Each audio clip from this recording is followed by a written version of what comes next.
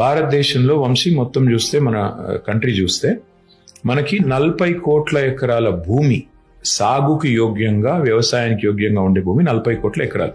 Okay, ఒక బండ లెక్క ఏంటంటే నీకు 1 టీఎంసీ నీళ్లతో 10,000 ఎకరాలకు నీళ్ళు ఇవ్వచ్చు.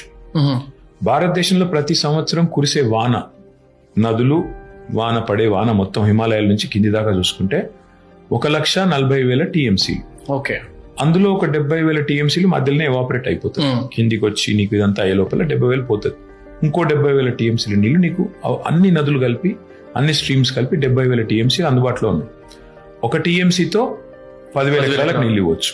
సో 70,000 టీఎంసీలు అంటే భారతదేశంలో ఉండే ప్రతి ఇంచు నేల, ఎక్కడ ఏ మారుమూల ప్రాంతమైనా నీళ్ళు ఇవ్వచ్చు. పైన ఉంటే లిఫ్ట్ చేయాలి, డెల్టాలో ఉంటే డైరెక్ట్ గా నీళ్ళు ఇవ్వచ్చు, ప్యారల్ గా ఉంటే నీళ్ళు ఇచ్చు. ఇది జనరల్ ఫిలాసఫీ.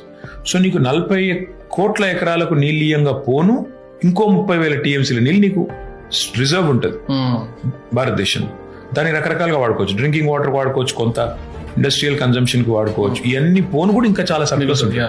ఇది context. Sincere government of India ఉంటే 70,000 టీఎంసీల నీళ్లు ఉన్నవి. This is not my account, CWC account.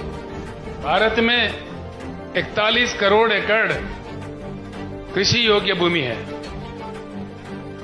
Hindustan में जिस प्रकार से पानी की उपलब्धि है, हमारे पास बरसात होती है इंडिया में 1,40,000 टीएमसी की. आधा तो उसमें बाष्पीकरण होता है, लेकिन आधा पानी हमें प्राप्त होता है हमारे शुद्ध नदियों में बहते हुए.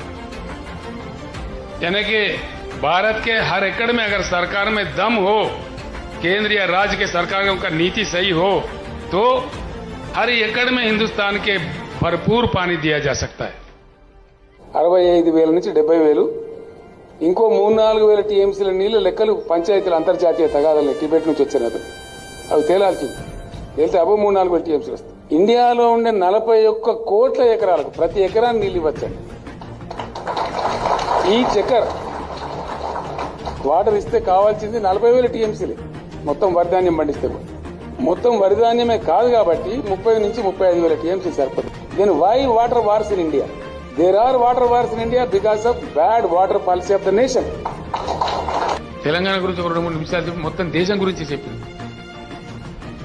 దేశంలో 24 గంటలు కరెంట్ ఎట్లు ఇవ్వచ్చు, దేశంలో ప్రతి ఎకరానికి నీళ్ళు ఎట్లు ఇవ్వచ్చు, సోదాహరణంగా లెక్కలతోనే, అధికారిక లెక్కలతో కూడా చెప్పిన నేను.